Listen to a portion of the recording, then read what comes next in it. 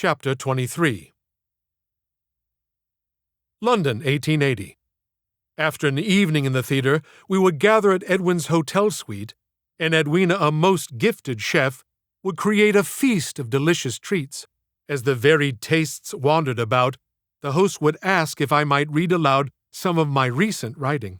He always told me what he liked and why, sometimes gently urging me to consider the littlest this or that. His ear for language was impeccable. As one particular evening grew late, Edwina coerced the Shakespearean master into rendering a piece of my writing in a mannered, stentorian voice. The gifted thespian complied without comment or the slightest hint of a smile, leaving us amusingly intrigued. When he reached a word I must admit was a touch writerly, he looked at me cross-eyed and spoke the word in the vocal pitch of someone, as my mother might put it, so darn dumb, he doesn't know his tooth is his teeth. The line included a word rarely used, but descriptive. Antediluvian. Antediluvian means something so old that it took place before the biblical flood. Edwin delivered the line perfectly until he reached the word antediluvian. Once reached, he turned the 6-syllabled word into a freak show of bizarre babblings 15 syllables long. By the time he reached mid-word, Edwina fell to the floor laughing. I burst like a fool and struggled to help her up. We looked like two drunks attempting to ice skate. It was amazing that we were not thrown from the hotel because we could not stop screaming. Just before his beloved daughter and longtime friend ceased to exist from lack of air, I looked up, and the orator was rearranging pillows that had fallen off the sofa, mismatching every color.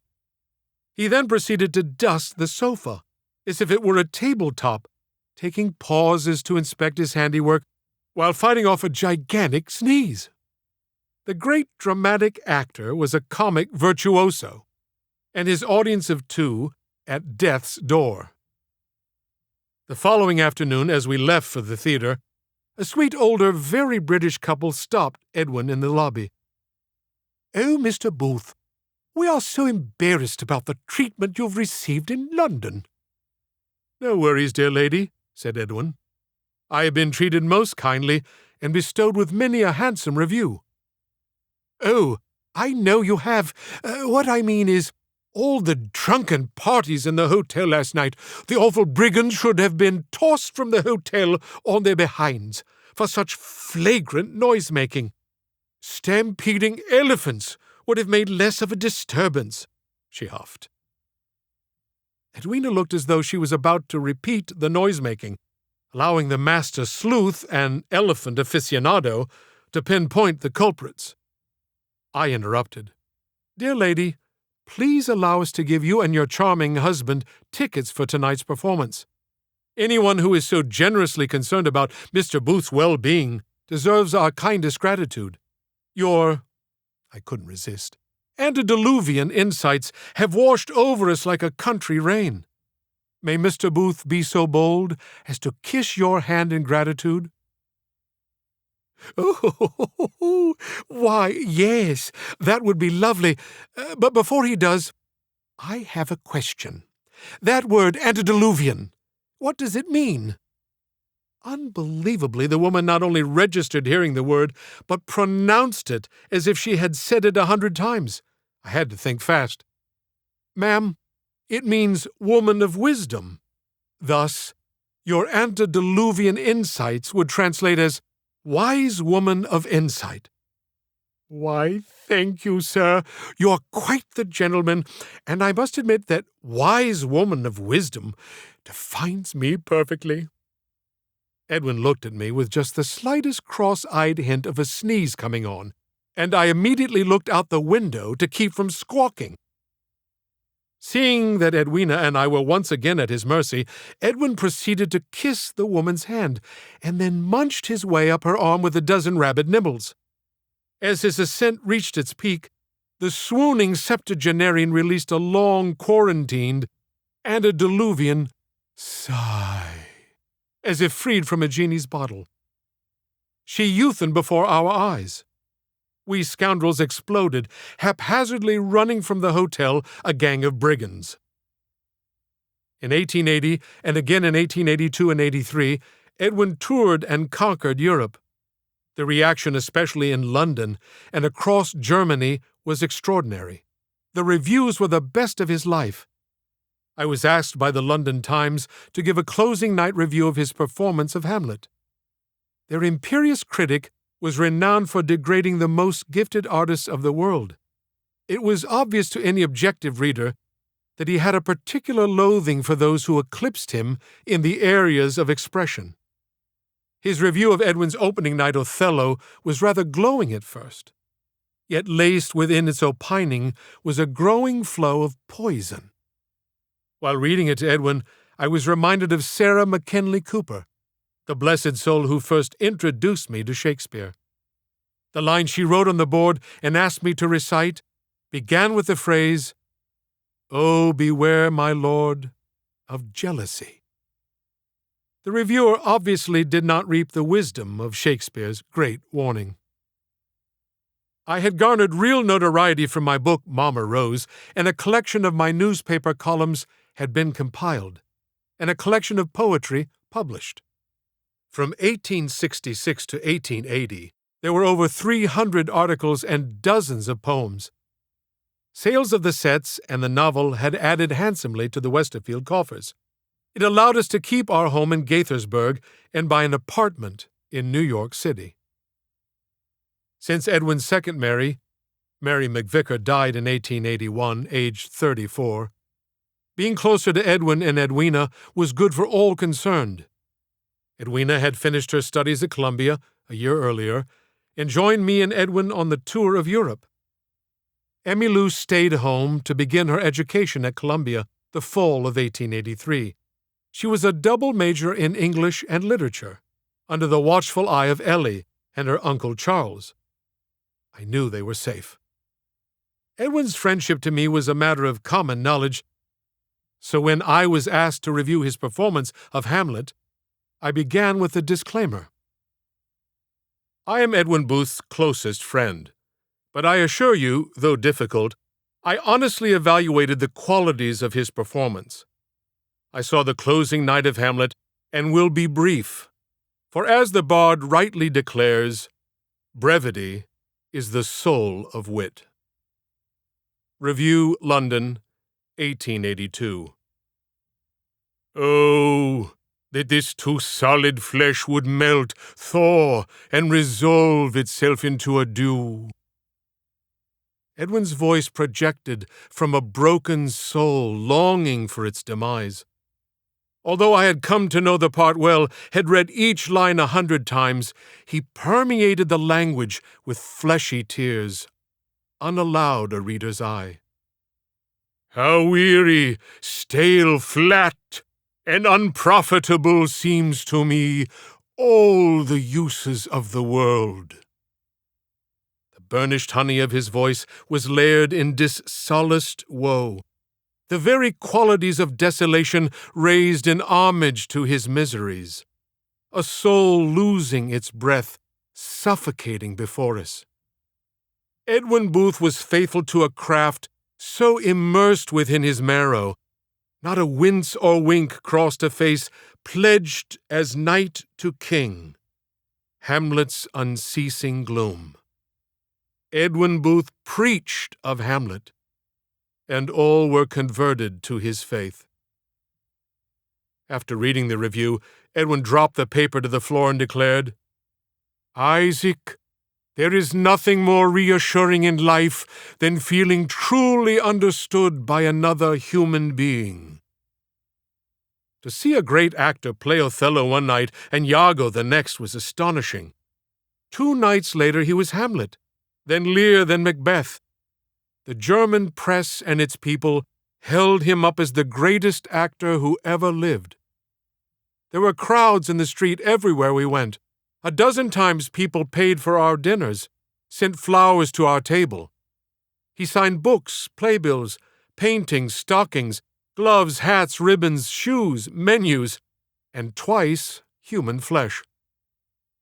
Innumerable well-wishers wanted to shake his hand, share their experience of seeing his performances, and of course, hear his extraordinary voice close up. There was one thing he would not do. When asked to recite a line from a play, he graciously declined.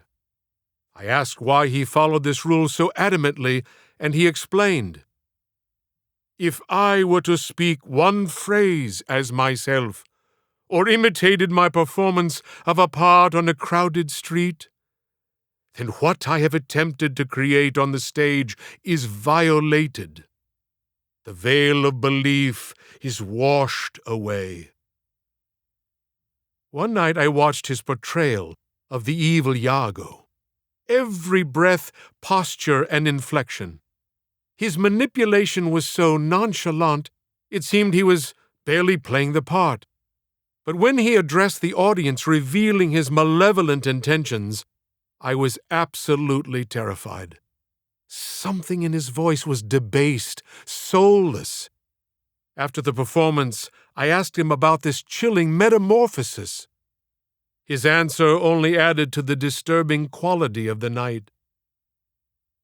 "Isaac, do not wander so dark a road, for every eye looks upon thee unkindly." No portion of the line was from the play. I tried to sleep that night but was unsettled. Then it dawned on me. He had only been off the stage for a moment when I asked him the question. The vileness of the character still swam his psyche. He was still Iago.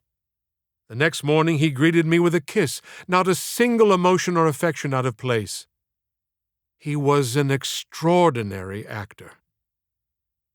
Traveling was exhausting, so having the sparkling Edwina as company saved us from monotony. Her way of looking at things, pointing out quirky people, and then giving their backstories to explain their quirkiness, added charm and a growing cleverness hard to ignore. It reminded me of Mark Twain, who was soon to publish the follow-up book to Tom Sawyer, Huckleberry Finn. When things got quiet or boring, Edwina would suggest topics of discussion. We discoursed upon the topography of a ripple-free lake, whether Swiss or French chocolates reign supreme, and why men stare so longingly at ladies' ankles. As Edwina put it, what's so darn thrilling about an ankle? This was said while studying her own at every angle, utterly bewildered.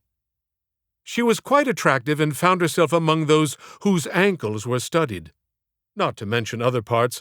However, this girl of modesty left her shapes mostly to the gawkers' imaginations. One day on a ship, cruising from Greece to Italy, two young bucks were leering most hungrily at my adopted daughter, and with an inability to stop myself, I swatted them with a thick newspaper, adding, "Put your eyes back in your heads before a bird grabs 'em." From that moment on, whenever they saw us, they lowered their heads in shame. Truth told, I pitied them.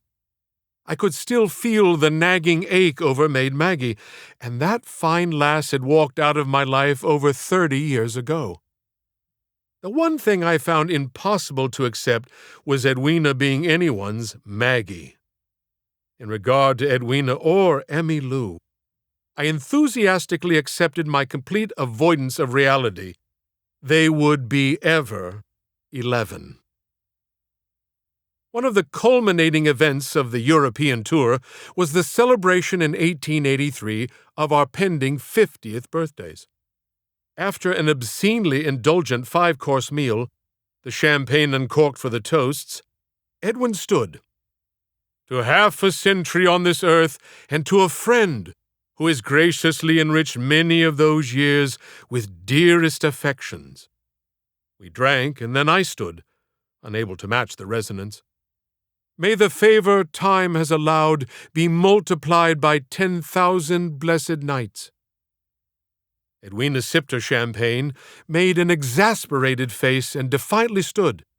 "We gather, as usual, to make note of these men of consequence, but enough is enough. I shall not stand, sit, or recline for another flowery recitation upon their infamous friendship, for the world has made note enough upon it.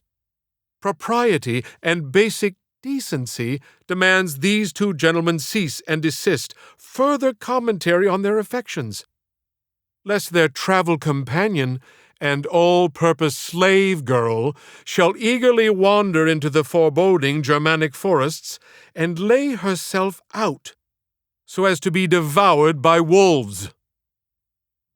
At first dumbfounded, her victim stood and heartily applauded the bravura performance, avoiding the slightest reference to their shared affections for weeks. When the tour was over, the weary travelers spent a month recovering along the New Jersey coast, in the company of the entire Boosderfield clan.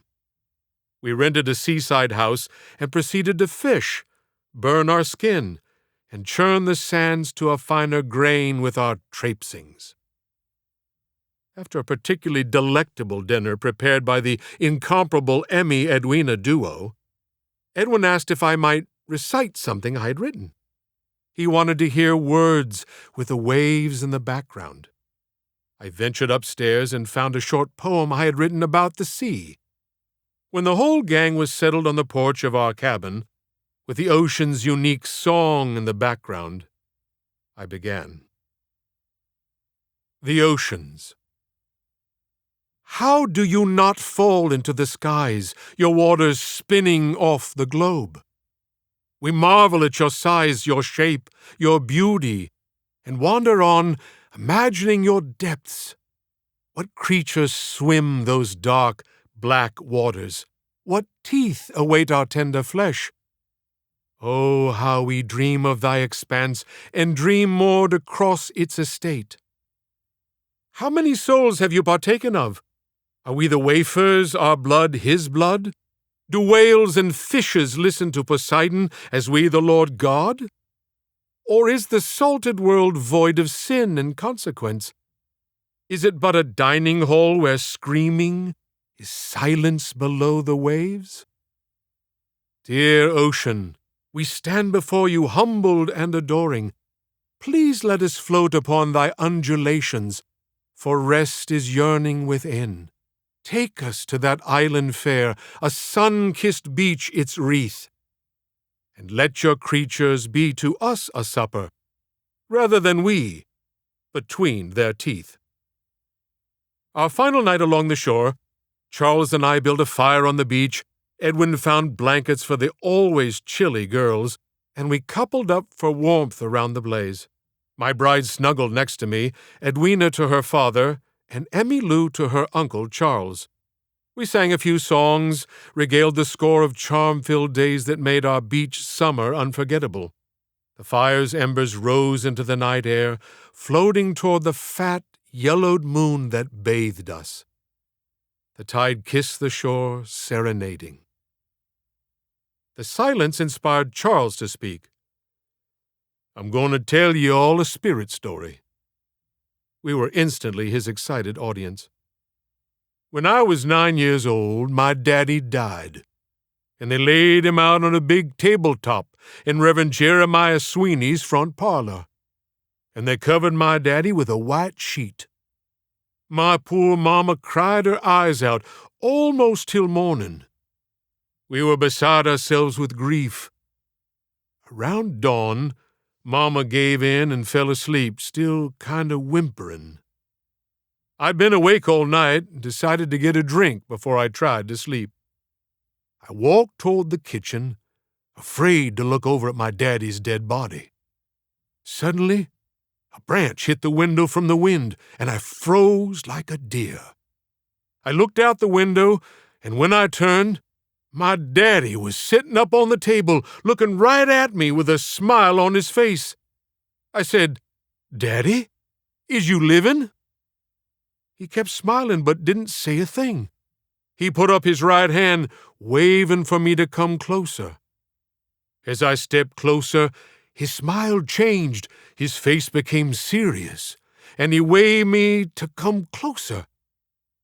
The slower I moved, the more his hands urged me to come closer. When I was within a foot, he reached out his hands, but they didn't look like his hands. His fingers were pointy, with sharp nails, and he started moaning, and his teeth turned bloody red. I tried to run, but he grabbed me. Charles grabbed Emmylou, roaring like a monster, and she let out a terrified scream. Ellie jumped off my lap. Edwina, eyes bulging, got up and tackled Charles, pounding on his chest for scaring her half to death. After the moment of terror had been fully absorbed and survived, we all began laughing, then laughing harder, remembering each other's horrified faces. Charles got us, and got us good, and he never let us forget it. As we walked up the beach, Edwin said he would never enter a pastor's parlor again, even if it were his body that needed to be laid out. Then Charles offered, "Mr. Booth, don't you want to meet my daddy, sir?" Charles, you may count on the fact I am likely to meet your daddy nightly for the next month in my dreams. Be sure to say hello when you do, sir, Charles added, passing with the broadest, most satisfied smile known to man. Spring, 1885. Dear Mr. Westerfield, it has been a long 7 years since your family supped with ours. I've been kept abreast of your activities by our dear Mr. Booth. Forgive a long overdue praising of your novel, Mama Rose. What a substantial offering! The story is unforgettable and moves me in ways I cannot quite articulate without moisturizing this letter. You may be aware that President Grant is in grave health and contracted by my publishing company to write his memoir. The sale of this tome is vital to the well-being of his family, for President Grant is not a man of business acumen, although an unrivaled general and impressive president. The past 9 years since leaving office have been a challenge, and time is of the essence. What I plead for you to do is read his memoir, and in the most tasteful way possible, clean up any writerly inconsistencies in the narrative, if any exist.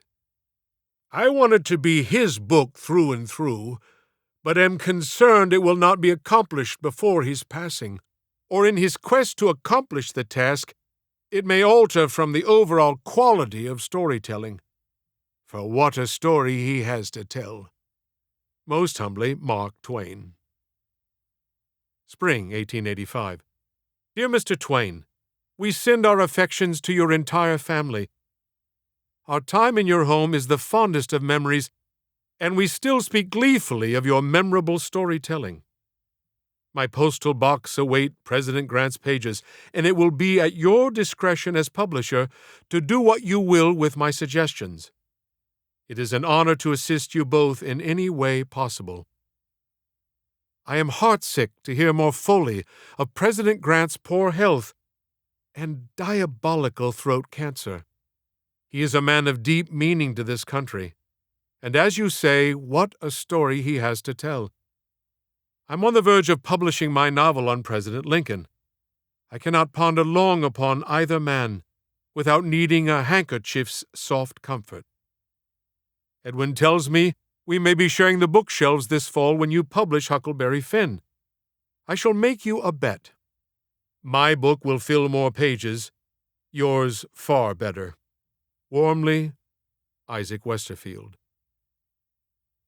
President Ulysses S. Grant died in late July of 1885. His funeral, held August 8th in New York City, was attended by over 1 million people. Even former Confederate generals marched in procession and were pallbearers at his funeral. Flowers filled the inside and outside of his tomb. Soldiers from regiments across the country marched, carriages conveyed dignitaries, and bands played with patriotic pride. At Riverside Park, the location of his tomb, the throng was shoulder to shoulder, tens of thousands packed together to pay their respects.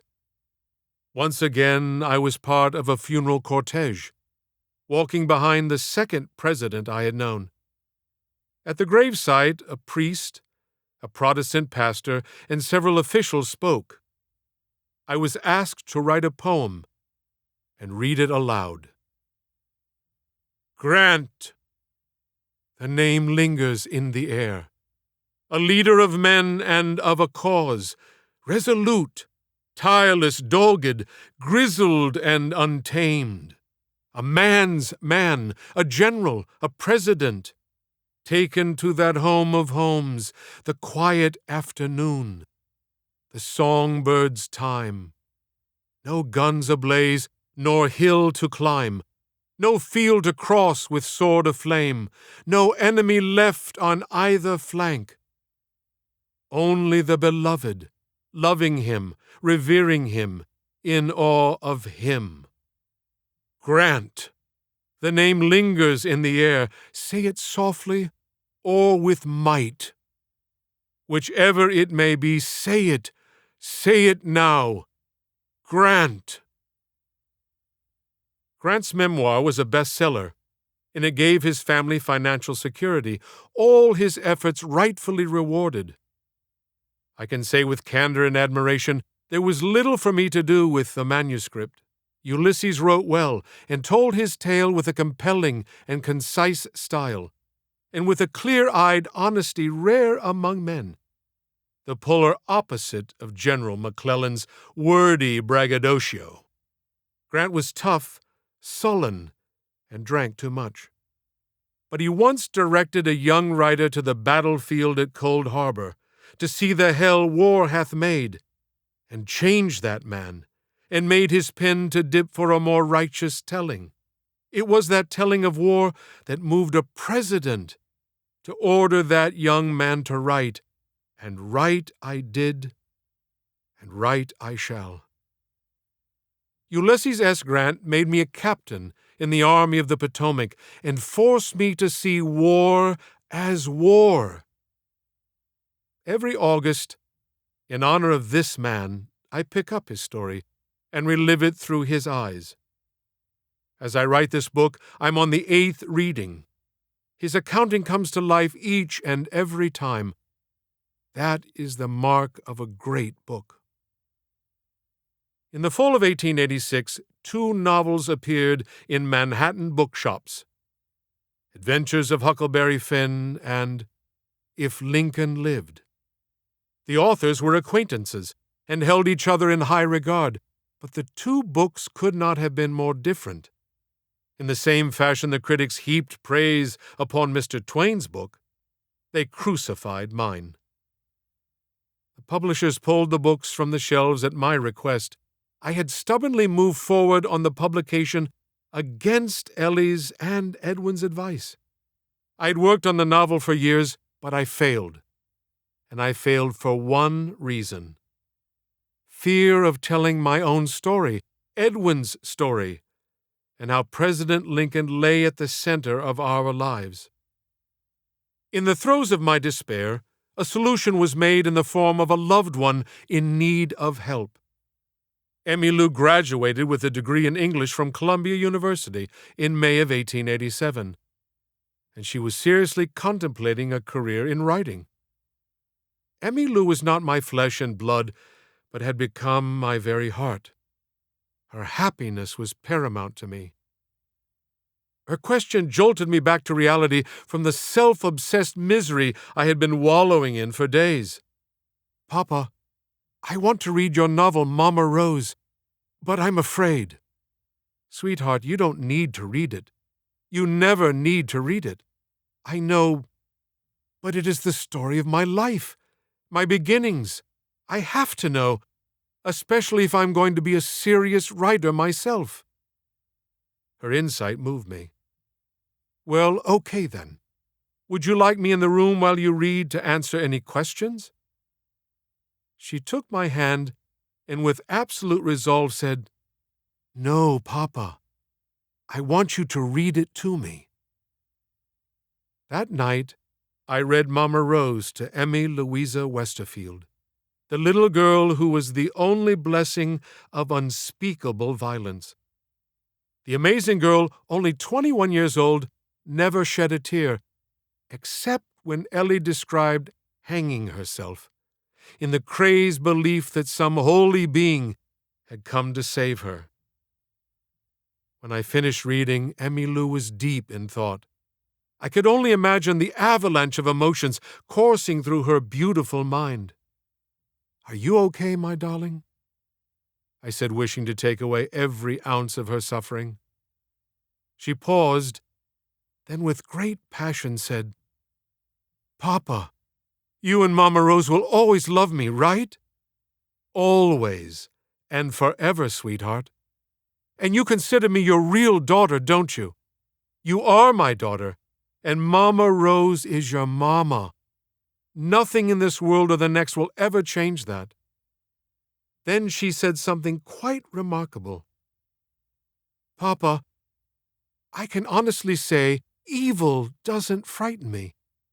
But if ever it does, I will write the fear out of me." The next night, I began to write this book. Emmylou's lack of fear ended mine.